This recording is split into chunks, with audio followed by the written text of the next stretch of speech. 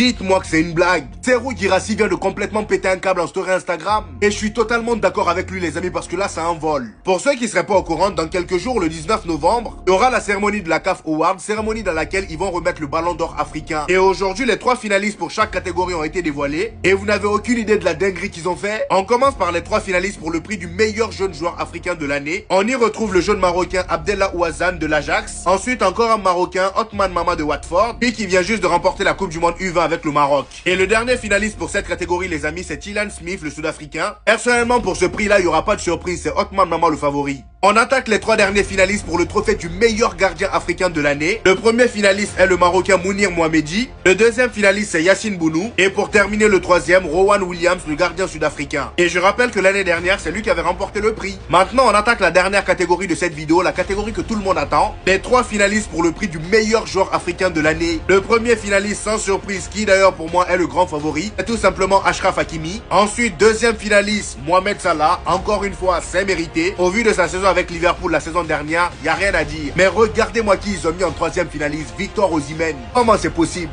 Avec la saison de Tarek Guirassy assortie, comment c'est possible? Meilleur buteur de Ligue des Champions, meilleur buteur de la Coupe du Monde des clubs, meilleur buteur africain de l'année 2025, 21e au Ballon d'Or, nommé pour le prix du meilleur attaquant de la FIFA et deuxième meilleur buteur de Bundesliga. Lui, il n'est pas dans nos top 3. Osimhen, il a fait quoi pour mériter d'être dans le top 3? Dites-moi. Et après, on s'étonne qu'il pète un câble en story. Même lui, il n'en revient pas. Non, là, vraiment, c'est une honte. Après, de toute façon, qu'Osimhen soit là ou pas, c'est Hakimi qui va le remporter. Bref.